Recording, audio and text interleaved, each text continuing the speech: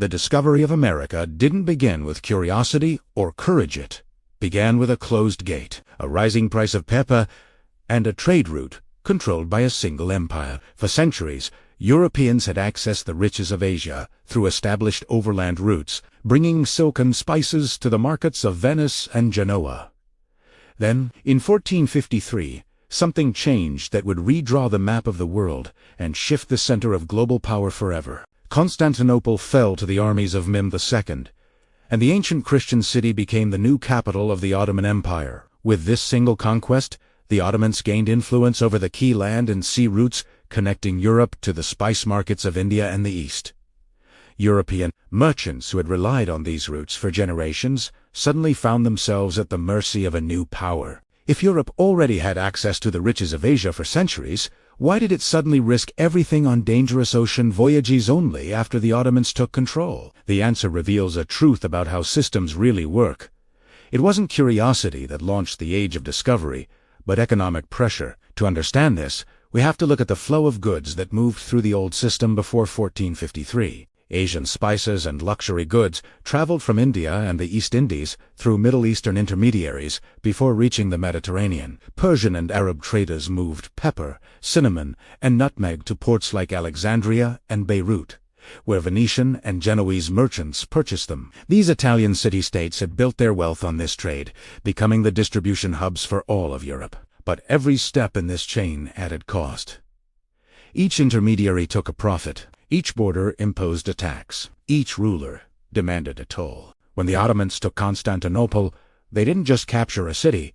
They inserted themselves into the middle of this existing system. The goods still flowed, but now through Ottoman-controlled territory, with Ottoman merchants and officials taking their share at every stage. The result was predictable.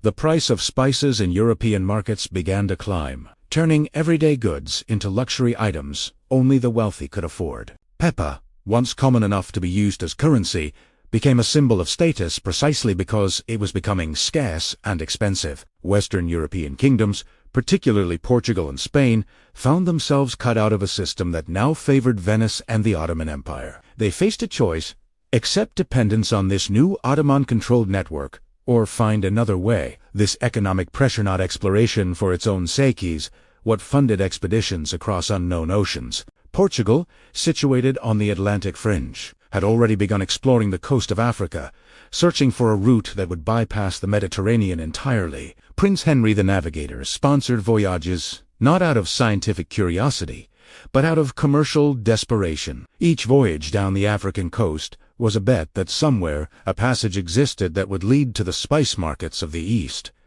When Bartholomew Dias rounded the Cape of Good Hope in 1488, that bet began to pay off. Vasco da Gama reached India in 1498, returning to Portugal with a cargo of spices worth 60 times the cost of his expedition. The old Mediterranean route was no longer the only game in town. A new system had been born. Spain, watching Portugal's success, could not afford to be left behind. They needed their own route to Asia. Christopher Columbus, a Genoese navigator familiar with Portuguese exploration, proposed a different solution: sail west instead of east. His calculations were wrong. He underestimated the circumference of the Earth, and had no idea that two continents lay between, Europe and Asia. But the Spanish crown, desperate to compete with Portugal's emerging spice monopoly, funded him anyway. When Columbus made landfall in the Bahamas in 1492, he believed he had reached the East Indies. He died still believing it, but what he had actually found would prove far more valuable than spices. The Americas offered gold, silver, land, and labor resources that would fuel European expansion for centuries. Spain extracted enormous wealth from its new colonies, wealth that funded its rise as a global power. Portugal, meanwhile, continued building its sea route to India, establishing trading posts and controlling the flow of spices into Europe. The Ottomans, who had controlled the old routes, watched as the Atlantic powers built an entirely new system that bypassed them entirely. Within a century, the center of European economic gravity shifted from the Mediterranean to the Atlantic. Venice and Genoa declined. Lisbon, Seville, and later Amsterdam and London rose. An empire that had tried to control the old trade routes ended up pushing Europe to create new ones. The irony is profound.